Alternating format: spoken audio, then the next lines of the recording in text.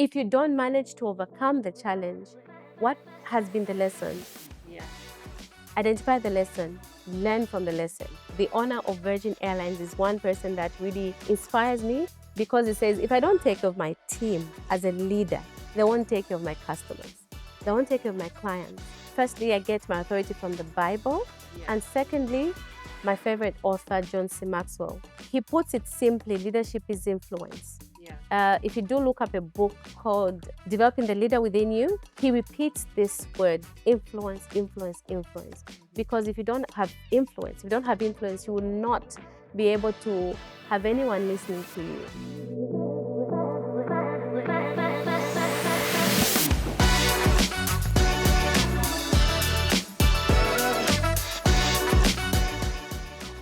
Hello and welcome to the Money and People podcast, the show where we connect the dots between financial success and the power of human capital. Today, we are going to be discussing ethical leadership in business, and we are doing this with Carol Mushitu Mukale, who is a lawyer, and she's going to just walk us through her journey in her career, as well as her thoughts and insights on ethical leadership in business and organizations. Welcome to the show, Carol.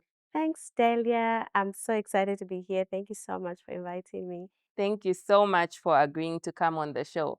So, for those that don't know you, we are just going to begin with a few icebreaker questions. So, what's your favorite way to unwind after a busy day at work? So I love music. So after work, on my way home, I will put on some good music, uh, pick a good playlist, and just put my volume on blast Yeah. as I get home. Okay. Yeah. By the time I'm getting home, I'm already unwound and in that mood to just, end my day. Okay. Apart from that, a good movie would do too. Okay. So, what kind of music do you like listening to? Uh, so I like gospel music, Yeah. but I do also listen to secular music. Mhm. Of course, the one that makes sense, but it depends the mood I'm in. Mhm. And mostly it's gospel worship songs. I love Zambian music, Mhm. uh, so I'll listen to some Shefi 187. Yeah. Yes, I'll listen to some, if it's gospel. I like dancing. Yeah. Um, I like Pastor Nathaniel Bassi. Yeah. Yes, that really helps me unwind. Okay, cool. And if you weren't a lawyer, what other career path would you have seen yourself pursuing? Either an accountant Okay. or a pilot. Okay, Yes. interesting.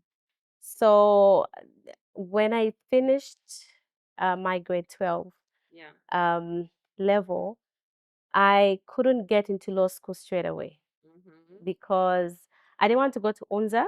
So I had to try some other universities. And at the time, only UNZA was offering law. So I Yeah. had to try outside Okay. Zambia. And I think the responses weren't so good or favorable to me.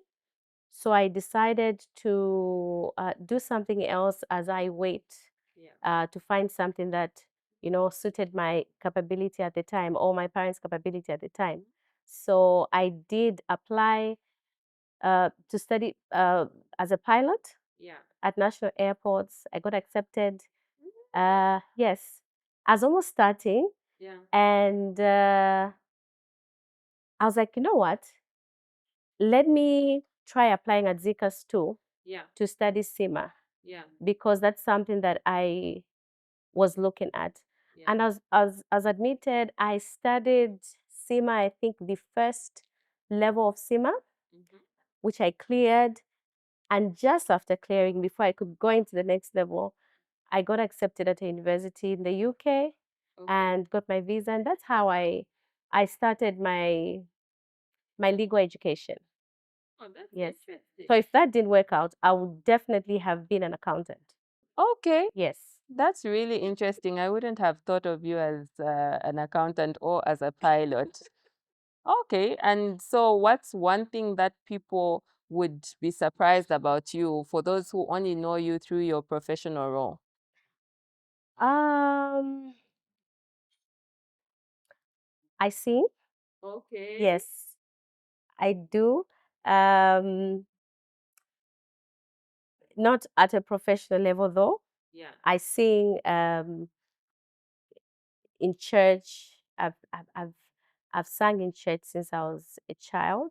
Okay. So I do sing not in the shower, but properly in Yes, front of just people, not as a professional musician. but not as a professional musician. No, Okay. I bake as well.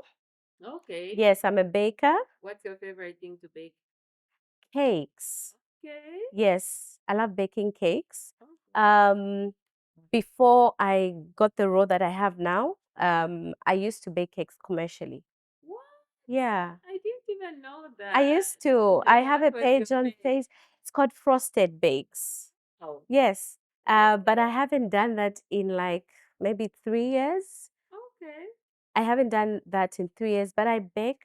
I enjoy doing that, and I hope to pass it on to my children. Oh, that's lovely.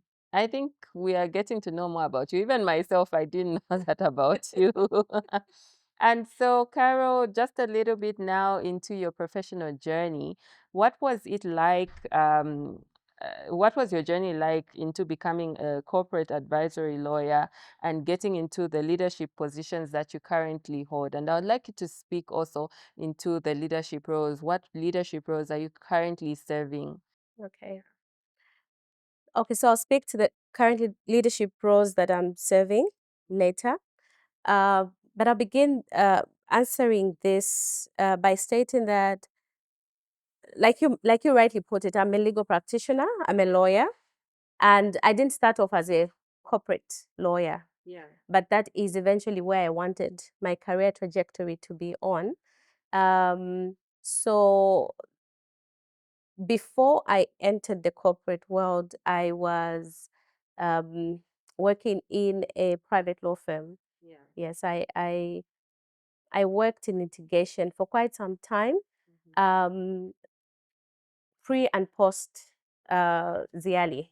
Okay. I did work in a litigation setup for quite some time, for a few years, and that's all I knew.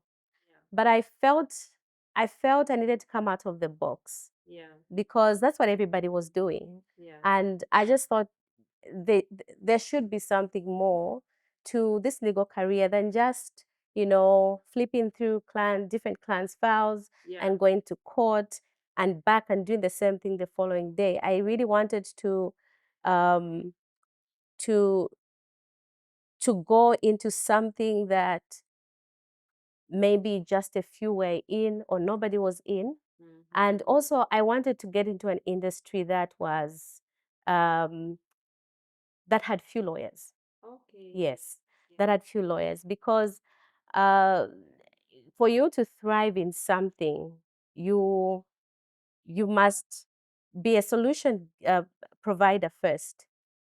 But you cannot be a solution provider if there's 100 of you providing the same solution. Yes. So identify the gap and be the solution provider. So I thank God that at the time I applied for this uh, the institution where I work now. When I applied for a position that they had advertised, I didn't even know that there were a few lawyers in that industry or in that Yeah. field. I didn't know. Most legal services were outsourced. But in terms of lawyers that were working in that industry, there were quite few. So I did apply for that job and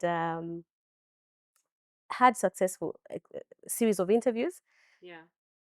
But to my shock, I was told, we want you, but we can't give you the position you applied for because you've never had any experience in corporate, No. in a corporate setup. Yeah. You've never been a corporate lawyer before, Yeah. but we think you've got potential. So we're going to give you an internship position. And at the time, I thought that was a slap in my face. Like, okay, I'm a legal practitioner, um, and I'm You sure had experience by this time, right? I did. How many years had you worked?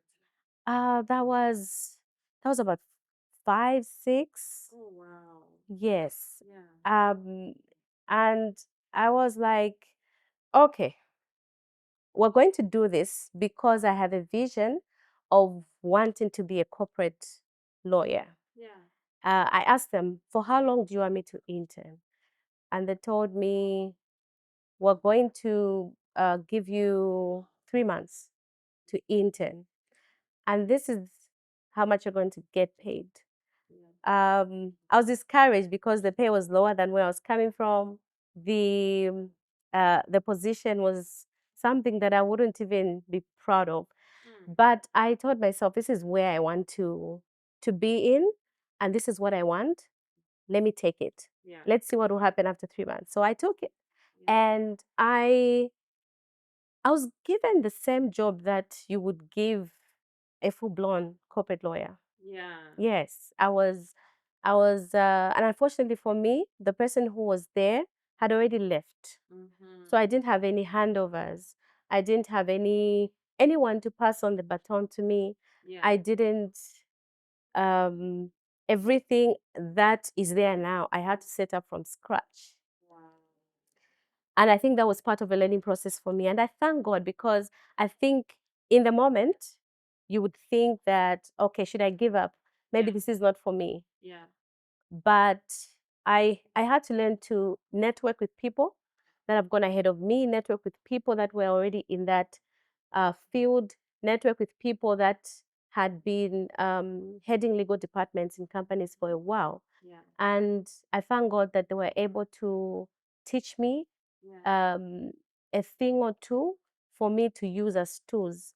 And I was later able to now bring on board uh, lawyers that would assist me. Yeah. So it was an awesome journey, and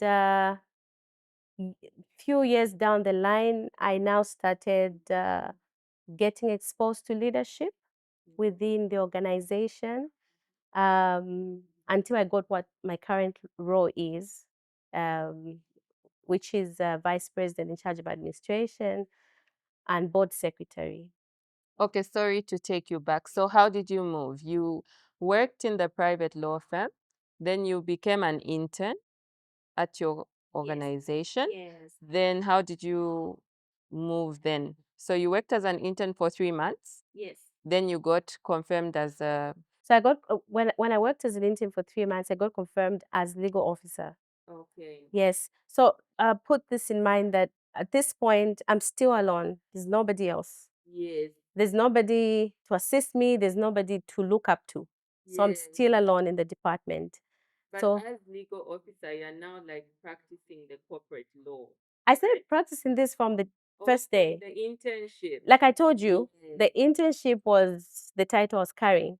But in Yes. terms of the role, the work. job I was being Yeah. given, I was being given the job that should give a full-blown corporate lawyer. Okay. Yes, because they're not going to give you any other job because they're paying you for that. They think you're going to do the job. They Yes. just want to see how well you can fit in To the role.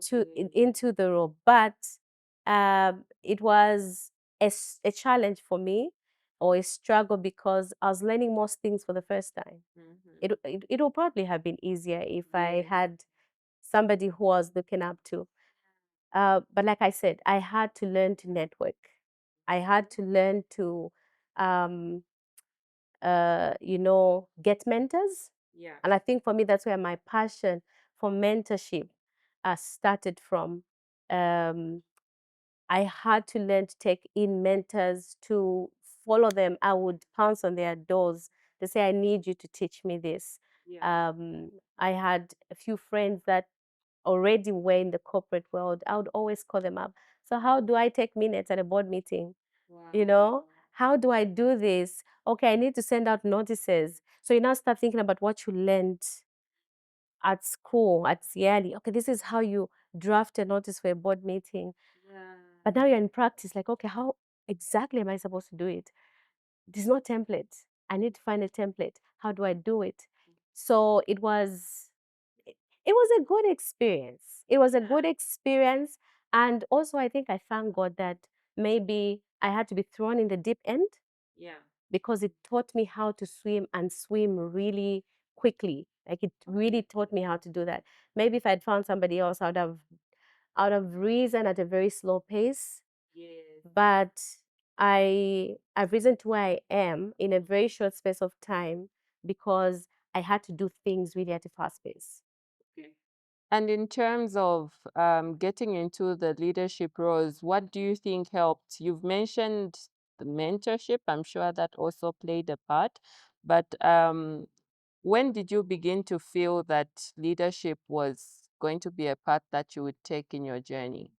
Because there are many lawyers who've decided to just focus on their work, just be loyal. But for you who decided to take on the leadership role, what inspired you to take on the role? So one thing that I think we need to understand about leadership is that leadership is not about a title. Yeah.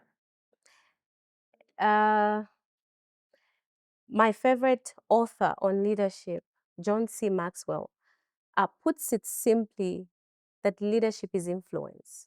Yeah. You can have a junior officer Yeah. in an organization Yeah. whose voice people listen to. Yeah. That's leadership. Yeah.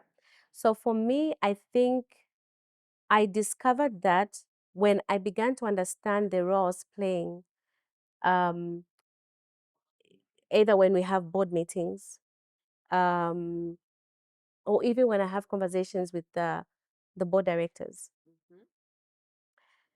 there would, because of I think it comes with the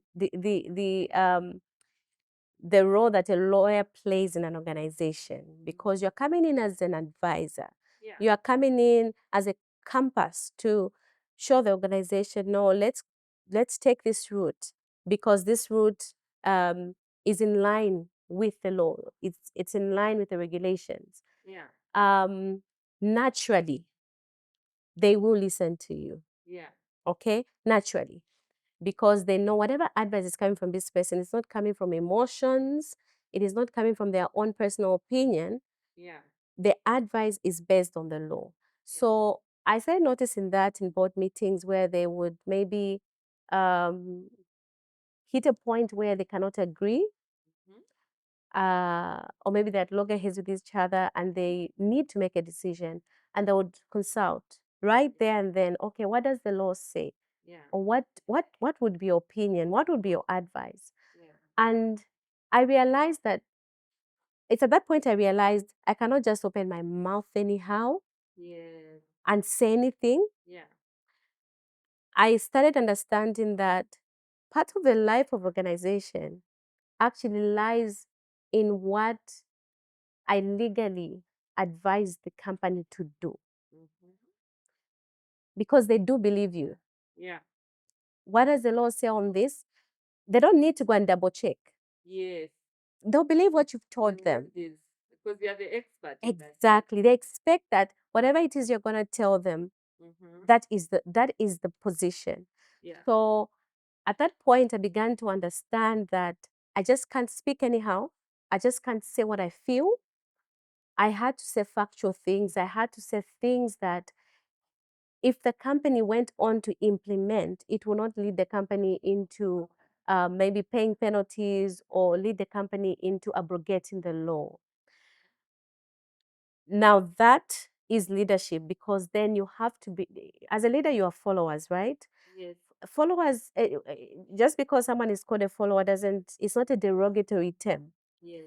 It is a term that simply states that we'll, we'll go by what you've said. Yes. We will abide by what you've said. So I noticed that I would say something, I would advise to say, let's go this direction because the law provides that, for us to do this, we need to do A, B, C, and Yeah. D. Yeah. And they'll say, let's implement. Yeah. And I would go back to my desk. I'm like, did they just listen to what I said? you know? I think the first days were very, I had a lot of wow moments. Like, did I just implement what I told them? Then now I started understanding that, look, I need to align myself or position myself in a space where I'm well researched, I am well read, I consult before I can speak. Such that even when we're preparing for a board meeting and there are topics, I'll have to study the topics. Anything that will require my input, I'll go and study. I'll check the law. I'll check whatever write-ups are there. I'll consult whoever I need to consult. I'll speak to the board members, what they feel about the topics, so that when I'm consulted right in the meeting, I'm able to give an informed position or an informed opinion or advice. Yes. And in your early days, did you face any challenges as you were rising up in your career? Yes, I did. Yes, I did. The first challenge I've already talked about it, having to learn most of the things by myself, having to, just navigate this new, um, it's like somebody who has never swum before and you just push them in the deep end without an instructor, without a life jacket, without nothing. And they have to survive. So the first challenge was I had to survive. I was in the jungle, I had to survive. And I did, thankfully. The other challenge was, sometimes you do have to navigate work politics. Uh, it's not, um, I think my rise did happen within a short space of time into a leadership position. Uh, but sometimes you do face opposition within the organization among its colleagues. Some people think maybe it's happened too soon. Yes. So I did have to face a lot of that, but you have to learn how to navigate work politics and still not, have friction with your work colleagues. It's I always used to say this, that I'm just doing my job. This is work, guys. We have life after work. We can meet for lunch, outside work. Like we can still meet after work, go and chill somewhere and not talk about what this is work. Like when I've stepped into this office, I'm performing a particular duty that has been assigned to me. It doesn't mean you are less important than me. It doesn't mean that you contribute less to the organization uh, compared to me. At the end of the day, we are all different parts put together for the success of this organization. Yes. That's really interesting, that you were able to navigate those organizational politics. And so, what's a day like in your life as a corporate advisory lawyer? Um, Not all days are the same. Some days are chilled, some are busy, some are stressful, some want to make you, you know, quit, like, okay, I'm done, I've had enough. But um, eh, it's mainly me receiving instructions from different departments. So the difference between a lawyer working in a private law firm and a lawyer working in an organization is that whereas for a private law firm, you have different individual clients. When you're working in an organization, you have one client, the organization itself, but you have what I call there's one client, one main client, and then there are all these like sub clients. The sub clients are the departments. And in a day, I'll be visited by various departments with various needs. Okay. I'll receive several contracts. Let's say we have 10 departments. It's possible that in a day I'll receive 10 contracts to review from different departments. And all of them telling you it's urgent. It is. But then when you learn the art I think you learn to do it um, at a pace that everybody now has to understand. And I had to learn that, look, you have to develop relationships with these various departments so that they are not clashing, their needs are not clashing. You'll be able to, for example, if I receive requests from different departments, I have conversations with them. How urgent is, on a scale of 1 to 10, how urgent is this? When do you need it? Okay, can I delay it by a day? Can I delay it by 2 hours? Um, and I'm able to gauge from there how I'm able to attend to each of their needs without disadvantaging any of them. Because remember, some have to close sales and it's dependent on you. If you don't finish reviewing that agreement, they will not be able to close the sale. So even I have had to prioritize by looking at the nature of the agreement. Okay, this needs to be closed. It's a sale.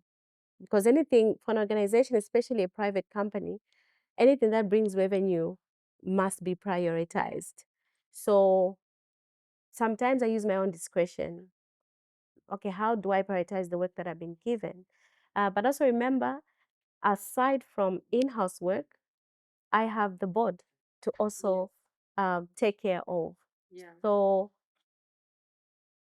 I do receive um, requests from the board, or from time to time, I have to check in with the different board members on certain implementations of resolutions, just so that, because I'm the person that after we have resolved at a board meeting, I have to keep checking are the resolutions being implemented.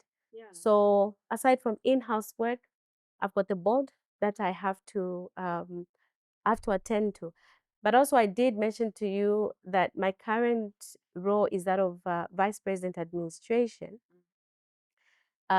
So I have several departments that I take care of.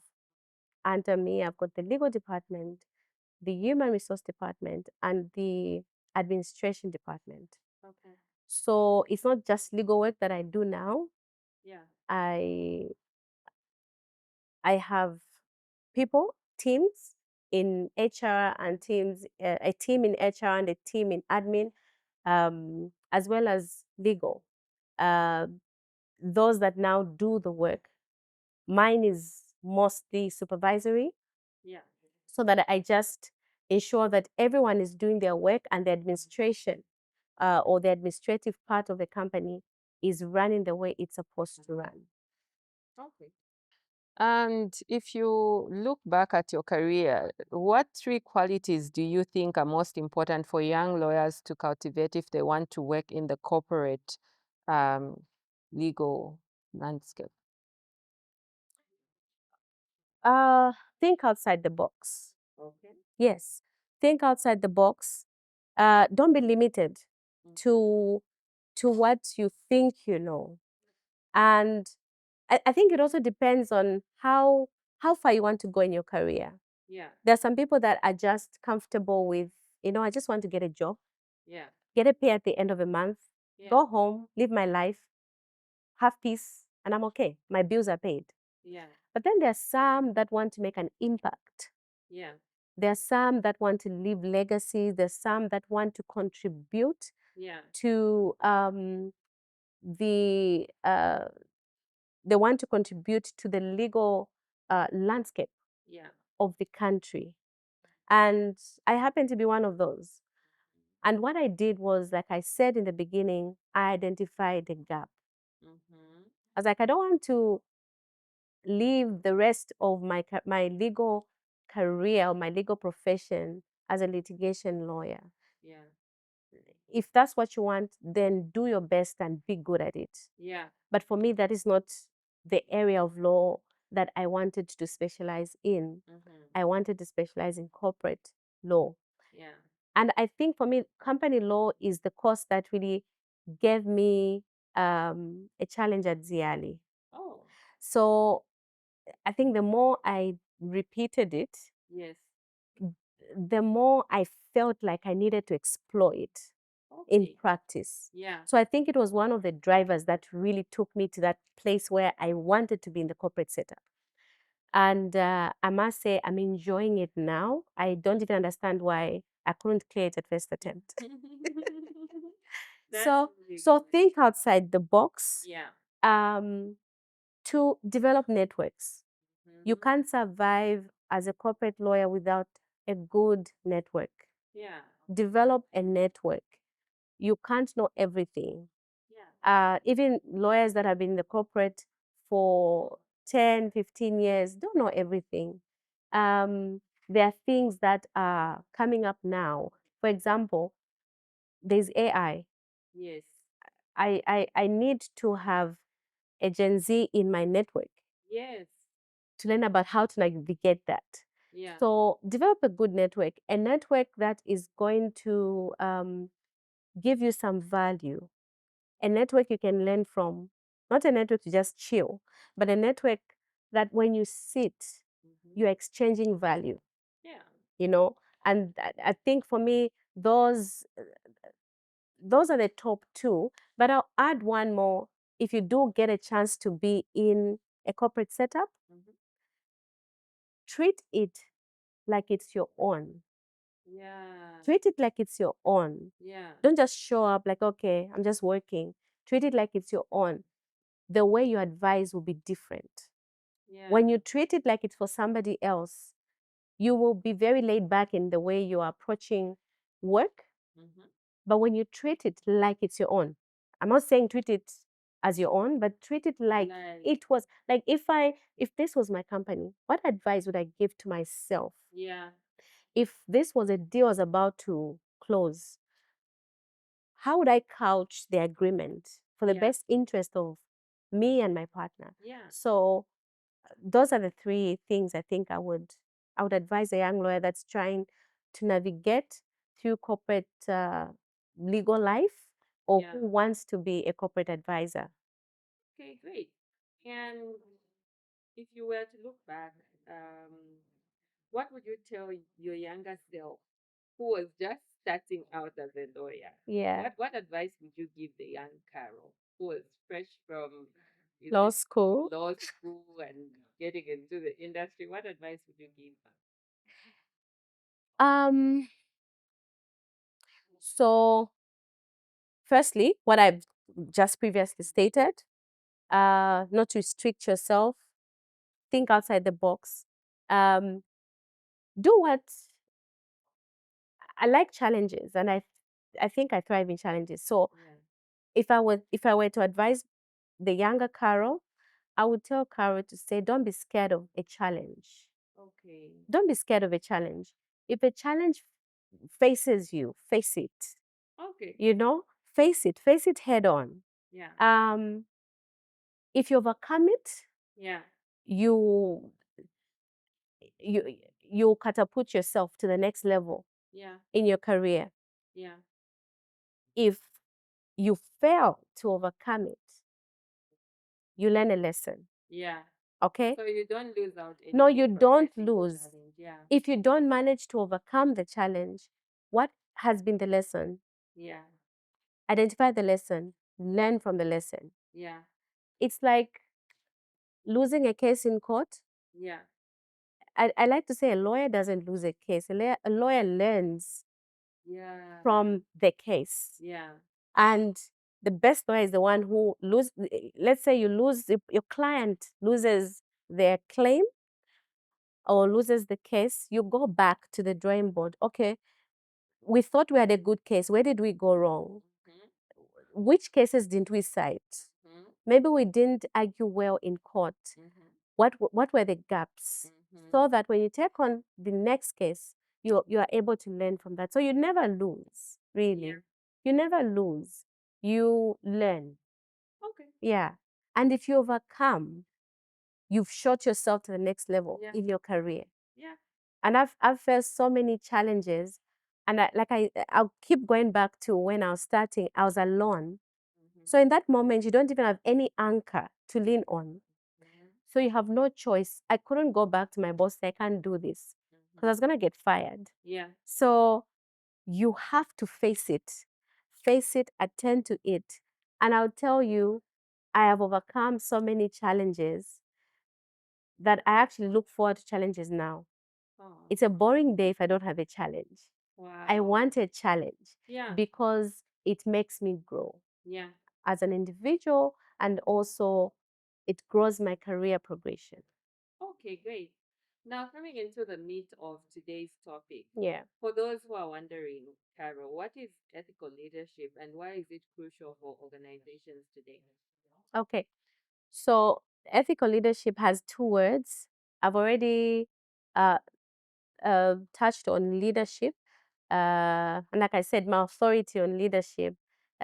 Firstly, I get my authority from the Bible. Yeah. And secondly, my favorite author, John C. Maxwell. Yeah. Um, he puts it simply, leadership is influence. Yeah. If you do look up a book called Developing the Leader Within You by John C. Maxwell, uh, he repeats this word, influence, influence, influence. Mm-hmm. Because if you don't have influence, if you don't have influence, you will not be able to have anyone listening to you. Mm-hmm. You can't be called a leader if you don't have anyone listening to you. Yeah. You will have a title, but you're not a leader. Yeah. You can be called a manager in an organization, Yeah. and if no one listens to what you say, you just have a title. Yeah. You're not a leader. Yeah. But if you are able to um, if you're able to give a directive or give guidance to say, okay, uh, for the next few weeks, this is the route we're going to be on to achieve A, B, C, and D. And I want you guys to do this, this, and that. And if they do follow through with what you have either directed or instructed, then you're a leader. Yeah. So they're not doing it out of fear. Yeah. And also you must watch. Are these people doing it out of fear? Yeah. Are they doing it because they believe in what I am directing them to do? Yeah. Okay. So influence. Um, as well as identifying who in your team. Because when you speak of leadership, you think you're the only one who has a final say. But when when you're a leader, you have a team, you have a following. Uh, so sometimes sitting down with the team and asking them, what should we do? And they tell you what you should do and you follow through that. That is also leadership because you're telling them that, look, I believe in you. Yeah. Now, the other aspect of this is ethics. Yes. Ethics, simply put, Mm-hmm. are good virtues. Yeah. That's all. Yeah. Um, I will borrow a scripture from the Bible. I think that should be Philippians 4, verse 8, where the Bible talks about whatever things are noble, whatever things are true, whatever things are trustworthy, think Yeah. on these things. Yeah. Okay? So ethics are really uh, those virtues that are not self-centered, Yeah. those virtues that if I make this decision, it's going to affect A, B, C, and D. Yeah. Is it affecting them positively? If it's positively, I'm going to go ahead with this decision. Is it going to affect them negatively? Mm-hmm. If the answer is yes, I need to relook my decision. Then you are being an ethical leader. Yeah. Okay? Yeah. If I need to send a team member to town and I don't care how they're going to get to town, I don't care whether they they're going to let's say just tell you, Delia, I need you to go and do ABCD in town. I do not provide your means of transport. I do not make it easier for you to get into town. I do not take into consideration the other work that you've set for yourself to do in the day. I'm not caring about you as Delia. Yeah. I only care about what I want you to do. Yeah. So leadership, as if you take leadership as it's on its own, you can do that if you want, and you can be called either a good leader or a bad leader. But if you want to bring ethics, you have to think about what I'm about to say. Is it morally right? Yeah. What I'm about to say, is it, you know, is it ethically acceptable? Yeah. Am I affecting somebody's well-being? Yeah. Am I affecting someone's emotions? Like, okay, I'm about to say something. How would Delia take it? Yeah. Yes, I know Delia is, as reported late today. Yes. I feel like I'm angry and I feel like saying this. Delia has failed at this. Yeah. Delia has not executed on this. Should I say what I feel like I should say? Um, and will this destroy my team member? So, as an ethical leader, you take all those things into account before you actually, you Yes. know, say what you want to say or execute what you want to execute. Yeah. Now, coming to an organization, an organizational level, um, in an organization, you have structures. You have the shareholders, you have the board of directors, you have the management team, which is headed by the chief executive officer or Yeah. the managing director. And you've got the various teams Yeah. under that. Yeah. Um, so decisions have to be made. And I'll take one industry as an example. I'll take mining. I've never worked in mining, but I've noticed this is one industry that you really have to be ethical in your decisions. Um, so as you make decisions as an organization or as a company, there's a thing there's a thing that we have now in corporate governance called ESG. Yeah. Okay. Now, one of the aspects of ESG is, the environment. How do you, like, whatever decisions you're making, Yeah. are those decisions affecting the environment? Now, we know that in mining, there are a lot of spillages. Yeah. In mining, there's so many things, the blastings, that could affect the environment. Yeah. It affects and I think recently we had this issue of one of the mines in the country that have contaminated one of the rivers Yes. that we have. Yeah. Yes, so you have to go back to when these decisions were being made, were certain things taken into account or into consideration? Yeah. Because now we have businesses, those that depend on fishing, that has been affected. The Yeah. community has been affected. Yeah. We've got those that emit deadly fumes into the environment. Um, do people take into consideration that there are other things or other people aside from this organization that will be affected by the decisions that we make? Yeah.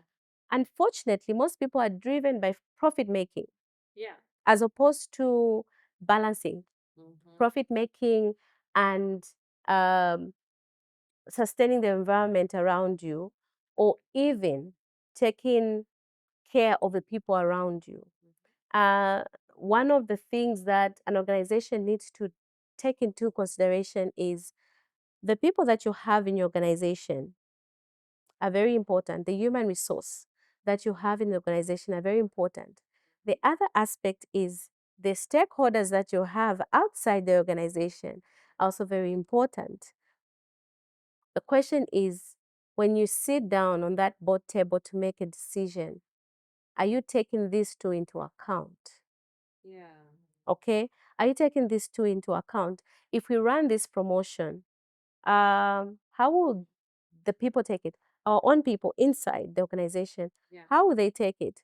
The people outside, the stakeholders, the regulators, the community, you know, the government. Yeah. All the How will they take it? Yeah. Sometimes we just think, you know what? As long as we've made the money, if we're penalized, we're going to pay penalties, but we would have made the money. And unfortunately, most organizations are run like that. Yeah.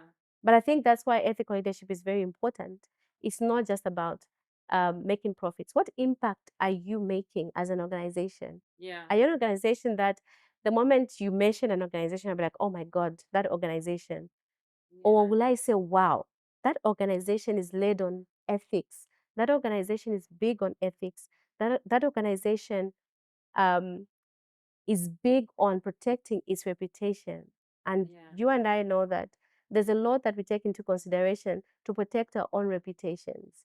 The way you want people to see you, perceive you, is very important to you. That is why you would present yourself in a particular manner, because you want people to perceive you in a particular way. Same as organizations. How do you want people to perceive you?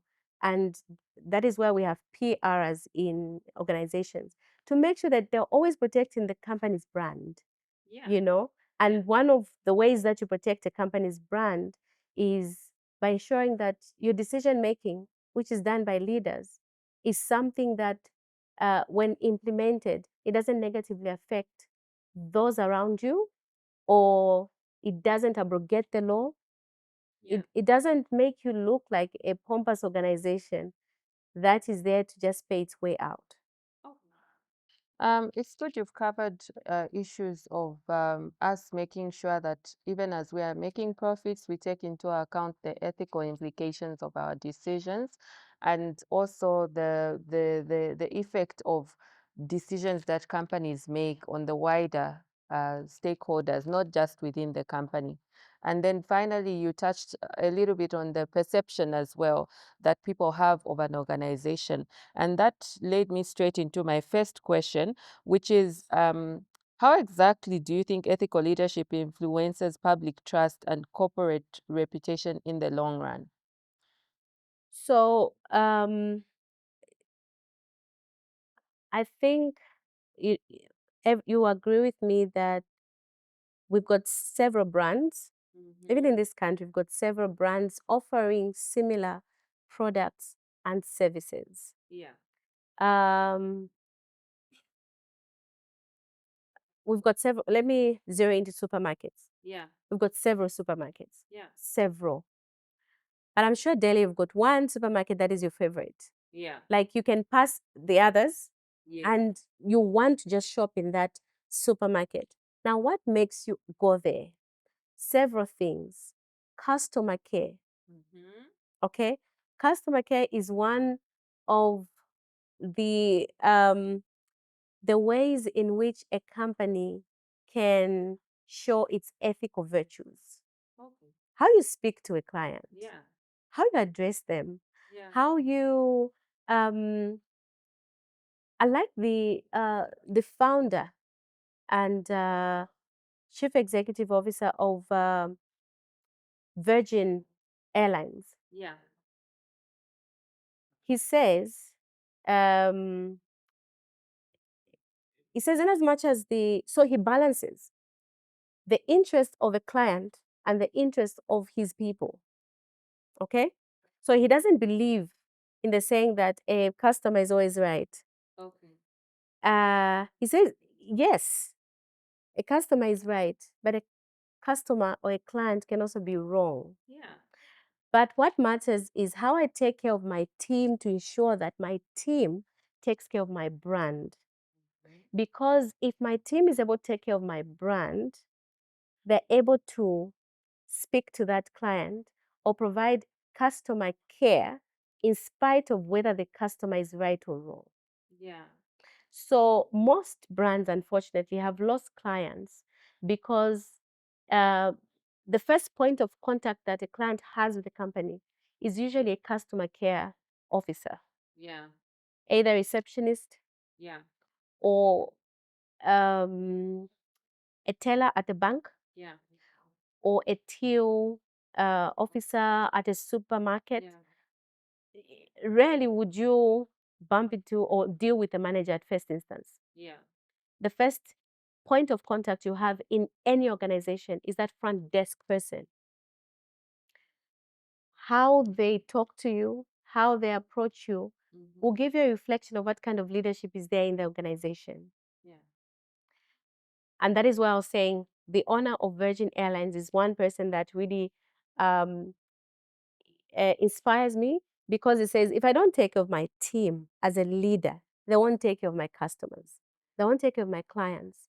So reputation, coming back to your question, is really hinged on the experience that you give your employees, your customers, your stakeholders. What experience do they have when they come into contact with that organization? What will make me want to leave one supermarket and go to the next? What will make me leave one bank and go to, because I've done that several times. Yeah. Where I'm not satisfied. Like, look, you're a very good bank. Uh, you've provided me with what I need, but I don't like the way you approach my problem. So when I have a problem, you're supposed to provide me with a solution. I don't like the way you've approached my problem. I don't like the way you've approached the issue that I've brought to you. And I've done this several times. So I think maybe there's just something wrong within. So I'm going to go somewhere else to an organization or a brand or a bank that is able to provide me with this. I don't like the way the till attendant attended to me, the way they talked to me. I think I'm going to go to a different supermarket. So, in order for you to retain your clients, to retain your reputation, not just with and this is not just for clients, but also for you to have a good record with regulators. Remember, industries are regulated. Yeah. Industries are regulated. Trust me, you don't want to have a record of always abrogating regulation, always abrogating the law. Yeah. Why? Because you do get to a place, and now there's something that they have introduced. You need to get compliance certificates, for example, from NAPSA, um, if, from NEMA, from ZRA, if you want to get a government contract. Yeah. So now imagine you've been abrogating and thinking, I'll get away with this. Yeah. And then an opportunity presents itself. How are you going to navigate that if you've been thinking you're smart as an organization? Yeah. You're not going to have the prerequisites needed to be able to be given, even if you were the only supplier that they think would meet their needs, they wouldn't take you. Why? Because there are certain prerequisites that are missing. Yeah. So being ethical in your not just leadership, but in your delivery of services as an organization speaks so much to how you be perceived. Yeah. And sometimes we don't see that because money is coming in and you think we're doing well, Okay. but there's a perception that is being created. Okay. And how can lawyers help businesses to navigate situations where the ethics side is conflicting with the financial goals of the business? That's a good question, and it's a very I won't say tough or challenging, but a very tricky curve to uh, to navigate, really, because remember, as a lawyer, you're in a way an officer of the law. You are put in that organization to alert the organization about the laws pertaining to that industry or to the services that organization provides. You are there to alert the company about the regulations that the regulators uh, set up for that industry. And you're also there to interpret what the regulations and the laws mean. Now, sometimes your legal opinion will not be welcomed because maybe it's it's acting as a hurdle to profit making. Yes. Yeah. It's acting as a hurdle to profit making. Yeah. And I'll give you an example. We have what is called the CCPC, the Competition and Consumer Protection Commission. Many businesses do not like the CCPC. Yeah. Why? Because it protects the consumer Yeah. and it prevents. So it protects the consumer by ensuring that businesses do not practice unfair business, do not have unfair business practices. Yeah. It also ensures that there isn't any anti-competitive practices among its businesses. Yeah. So now there are times that you'd want to run a promotion as an organization, Yeah.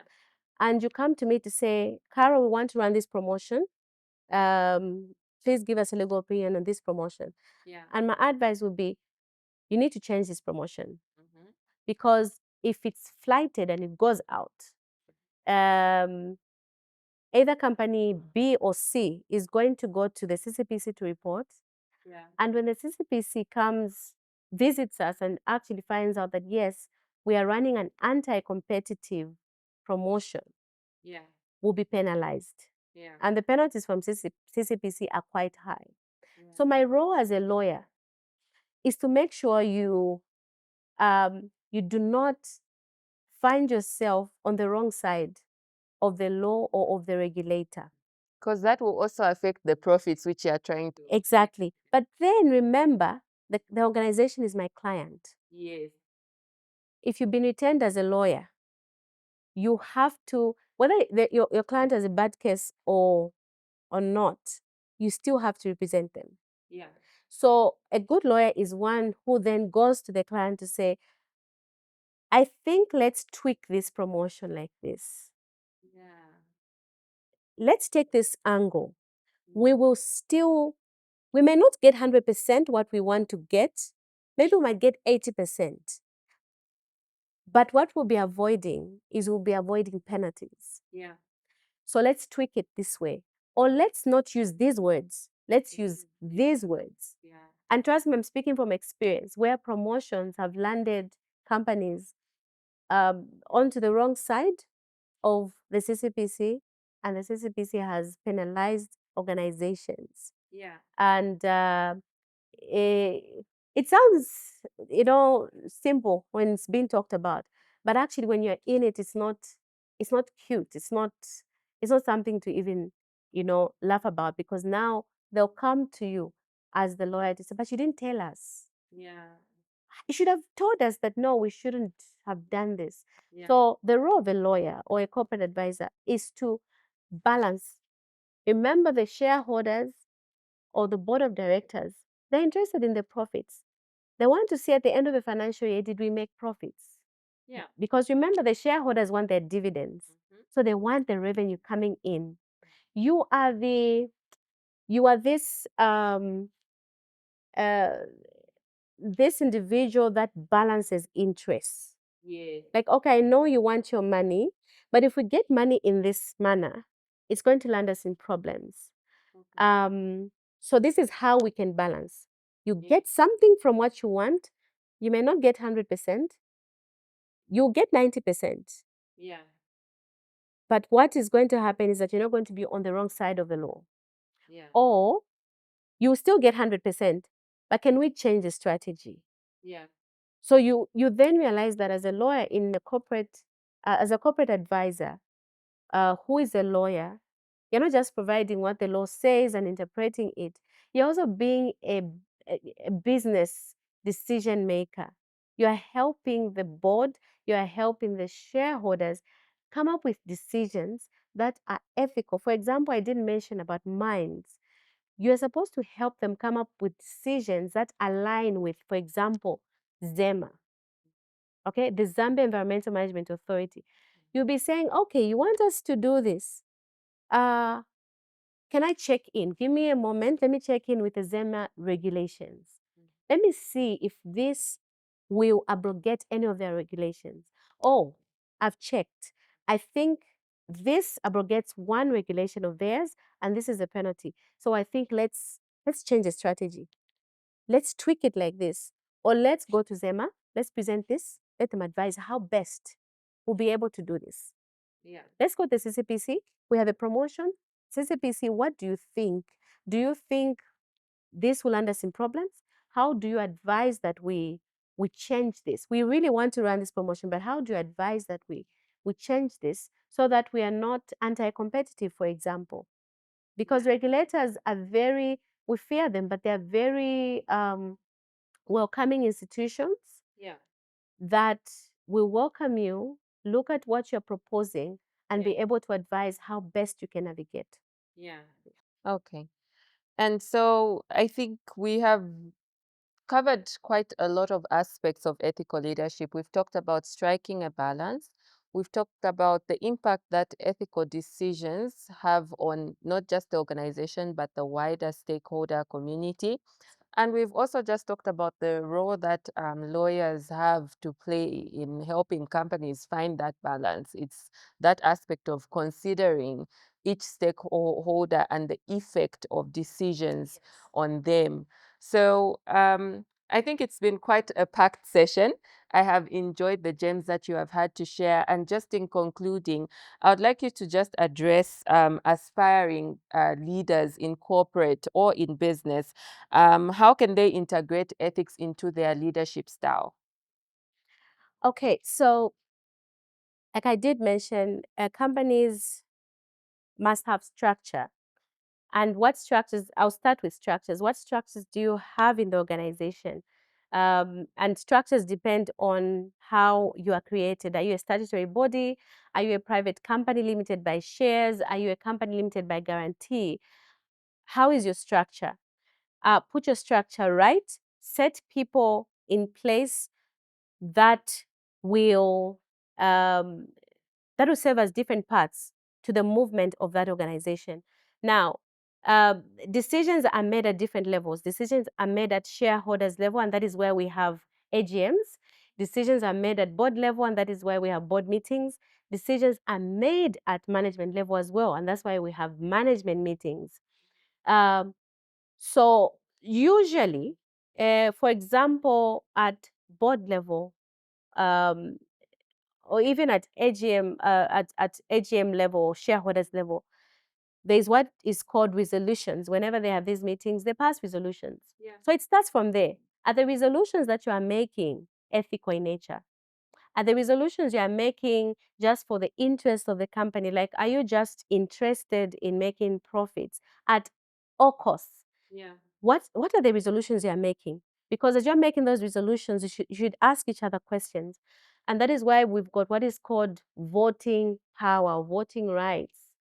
Uh, Good organizations are those that do not, in as much as unanimity is good, but you must have people that must dissent certain decisions. Like, no, I'm not happy with this decision because, or I don't agree with this because it might affect this. Yeah. You must have someone that should stand out and say, I think, ladies and gentlemen, let's change the trajectory of our decision, of our resolution. I think we shouldn't go this route. I think let's do it this because let's do it this way, because if we do it like this, it's going to affect A, B, C, and D. Yeah. Secondly, those resolutions must then culminate into management coming up with certain policies. Okay? So now even those policies, and most policies, remember, they're for the internal operations. They're for the internal operations. We have several policies that we have HR policies, HIV policies, we have sales policies. And for example, a sales policy will give you a guide on how do you sell your products to the public. Do you hide the fact that the customer should look out for something that is, uh, uh, let's say, the expiry date, for example? We sell certain products to illiterate people. It's not all people that we sell products to or services that are literate. Yeah. Some people do not actually read. Some people do not actually know. So as you are selling, are you actually disclosing everything to the client? Okay, are you disclosing everything? Especially when you're dealing with a client that does not understand. Yeah. Are you disclosing everything? Are you disclosing that when you get this phone, uh, it hits sometimes? So to avoid it hitting, the battery hits, to avoid it hitting, don't charge it in this way. Like, do you disclose that? Okay, yeah. I'm selling you this milk, but at some point it will expire. So this is how best you preserve it. Um, most of the times we don't disclose because we just want to make a sale. But how you will ensure that even your salespeople are doing things ethically is coming up with policies that bind them. Okay. You come up with policies that bind them, because I know that as a salesperson, if I do not abide by the policy, I shall be charged, warned, or even fired, because then I've caused harm to somebody else. Yeah. Am I selling an expired product knowing so well that I've sold an expired product without the knowledge of my supervisor? If there's a policy, a resolution in place that informs us on how we should sell our products and services, then I'll be informed by that. Yeah. I've seen so many supermarkets that will empty a shelf because the products are expired, or the products will expire in 1 week. And you're like, no, I want it. And they'll say, no, it's fine. I'll use it before the expiry. They'll say no. Because possibilities, you may use it after the expiry date. And when you use it after that, you're going to come back to me or to the organization to say you sold me. And I might go to social media as well. So ensure that your structures are in place, your governing body or bodies um, are passing resolutions that are ethical. They're not just self-centered to the organization, but they take into consideration other stakeholders. And stakeholders could be regulators, the community, your employees, um, and the government as well. Ensure that at management level, policies that align with the law, policies that align with regulations, are put in place, are formulated so that you avoid situations where you are penalized, you avoid situations where your reputation is dented. And finally, I think is wanting to, what is your goal? Do you want to have a sustainable business or a sustainable organization? Even the profits you are looking for, do you want sustainable profits? Because if you want something that is sustainable, you take care of your brand, you take care of your reputation, you take care of everything and anything that comes out of your organization. So I think those three for me, your structures, the policies, the resolutions that you are passing, um, your goal. What is your goal? Do you want to leave a legacy? We have companies that have been around even from before I was born.